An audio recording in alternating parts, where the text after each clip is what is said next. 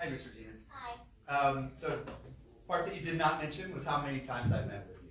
And I've given you my commitment. In fact, I've stated on public record several times that I am supportive of your stance and Ms. Linda's. It is absolutely something that you can't get done without 7 other people.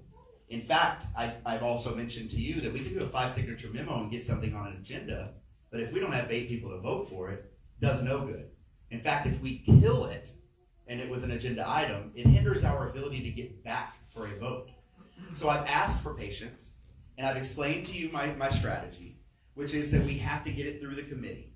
I put it on my committee agenda, and I've also mentioned to you why I took it off.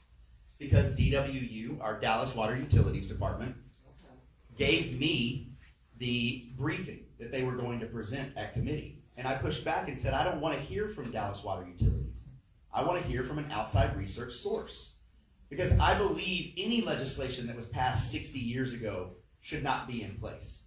I believe that we have come strides when it comes to fluoridation. In fact, I look at this as a very stereotypical example of something that has stayed in place and been a profiting industry that has lobbying arm, that has a dental arm, and has no true benefit that was originally intended of its purpose in our water.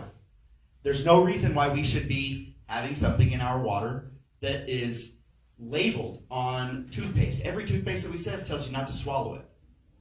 When mothers are nursing, the doctors tell them to use distilled bottled water simply because they do not want children with their cognitive development to be ingesting fluoride.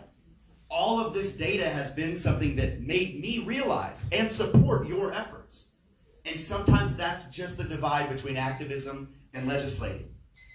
Some trust has to be put into who you're asking to do the work for you, because I am still doing it. It's just not always going to happen overnight.